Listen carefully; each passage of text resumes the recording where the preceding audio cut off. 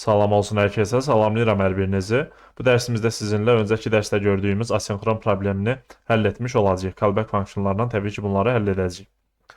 Baxın, burada nəticəyə baxdığımız zaman undefined cavabı gəlir bizim üçün. Bu hardan gəlir? Burada student array var, burada da deməli təhsillə bağlı, education ilə bağlı array var. Bunları bilirik artıq. Və burada iki dənə funksiyamız var bizim. Birinci funksiyamız get name'dir, yəni ID-yə uyğun name gətirir bizə. Və ikinci funksiyamız isə deməli müəyyən bir ada uyğun, first name-ə uyğun, student name-ə uyğun bizə studentin deməli təhsil məlumatını qaytarır. Student education-ı, baxın burada student.education-ı bizə qaytarır. Bu formada çağırılanda dediyim kimi burada set timeoutlar olduğu üçün bu asenkron bir proses var burada. Və bu formada yazdığımız zaman təbii ki undefined qayıdır bizə və kod düzgün formada işləmir. Yəni biz istədiyimiz nəticəni ala bilmirik. Onun üçün də Ctrl KC eləyirəm bunu. Baxın. Mən bu formada yazacağam. Fərqli formaları da var təbii ki. Sadəcə şərti olaraq bunun həlli yolunu sizə göstərmək istəyirəm və yadımdan çıxmamış məsləhət görürəm ki, bunu özünüz yazmağa çalışın. Callback funksiyalarına biz dedik ki, burada problemin həll olunması üçün nə olmalıdır? İlk öncə get name icra olunmalıdır, sonra bu icra olunmalıdır. Elə deyil. Biz də bunu callbackləri öncəki dərsimizdə keçdik. Yəni callbacklərdə əslində bunları görmüş olduq. Çalışın özünüz yazın bunu. Yaza bilməsəz problem yoxdur. Videonu izləyə bilərsiniz. Amma yazın sonra izləyin məncə videonu. Ən azından yoxlayın. Deməli burada bizim get name adında bir dənə funksiyamız var. Biz istəyirik ki, bu funksiya icra olunsun, daha sonra bu icra olunsun. Onda belə çıxır ki, mən bu get name-ə deyə bilərəm ki, sən ikinci parametr olaraq bir dənə callback qəbul edəcəksən. Və bu callback-i gəlib burada çağıracam. Baxın, burada çağıracam funksiya olaraq. Funksiya olaraq çağırdım. Burada return eləməyəcəm artıq. Bu student name-i Ctrl X eləyirəm buradan. Bura yapışdıracam. Baxın, artıq burada konsola yazmıram, sonda birbaşa yazacağam. Siz təbii ki, if yoxlaması və s. kimi bu yoxlamalar da eləyə bilərsiniz. Aşağıda göstərəcəm onu.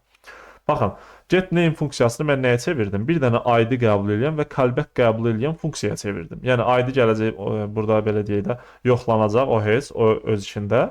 Amma burada callback nə zaman istifadə olunur? Burada artıq bu kodlar icra olunandan sonra burada istifadə olunur və student name-i buna parametr olaraq biz göndərmiş olduq. Aydındır? İndi gəlirik bura aşağıya. Bura baxdığımız zaman isə get education var, elə deyil. Bu first name qəbul eləyəcək. Baxın, first name qəbul eləyəcək. Burada student name göndərmişəm. Mən bu get education-ı buna callback funksiya kimi verəcəm. Necə olacaq bu proses? Baxın, burada funksiyamızın adı nə idi? Get name idi, elə deyil. Get name-i çağıracam. Baxın, yazdığım zaman ID istəyir və callback istəyir məndən. ID göndərəcəm, məsələn, buradan hər hansı bir, bunun Alisanın, məsələn, ID-sini buradan Ctrl-C eləyirəm. Bura göndərirəm. Ctrl-V elədim. İkinci parametr olaraq funksiya istəyir məndən.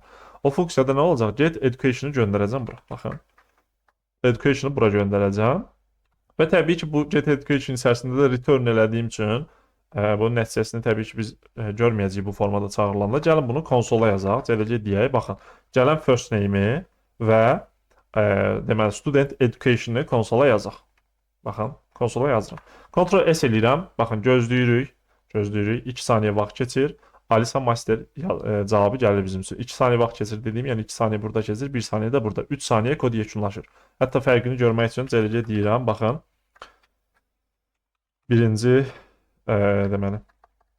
Birinci yazıram sadəcə bura. Baxın, Ctrl S eləyirəm. İlk öncə bu yazılacaq konsola, birinci. Sonra, baxın, Alisa Master yazdı. Yəni 2 saniyə keçəndən sonra bu həll olunur.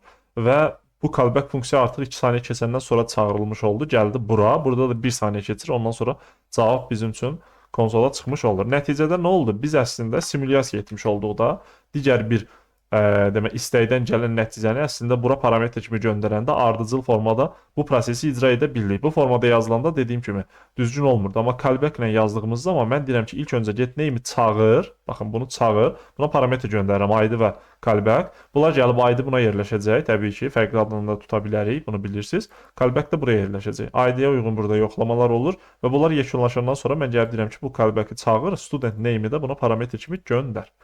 Və gəlir təbii ki, student name-də callback-a parametr kimi göndərilir. Yəni get education-a parametr kimi mən student name-i göndərdim. First name-ə gəlib yerləşəcək o da.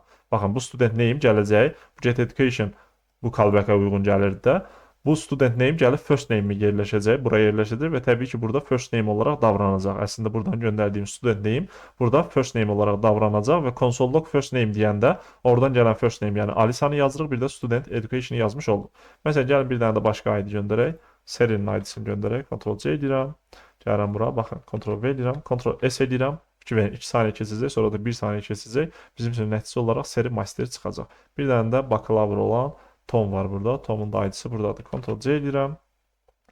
Buraya yapışdırıram. Ctrl-S eləyirəm. Baxın, gözləyəcəyik. 2 saniyə bir keçəcək. Bir dənə də 1 saniyə keçəcək. Tom bakalavr gəlib bizə göstərilmiş olacaq. İndi dediyim kimi burada ola bilər məsələn ID-ni səhv göndərək. Həmin ID-yə uyğun olaraq da burada yoxlamalar da apara bilərik. Əgər student name tapıldısa, deməli nə nəticə göndərilsin, tapılmadısa nə nəticə göndərilsin, bunları da eləyə bilərik. Yəni bunlar da mümkündür. Sadəcə əsas məsələ mövzudan yayınmamaq üçün onları göstərmirəm sizə. Əsas məsələ burada callback-in istifadəsi idi və bu asenkron prosesin idarə olunması idi. Növbəti dərsdə fərqli mövzu ilə davam etmiş olacağıq. Növbəti dərsdə görüşək.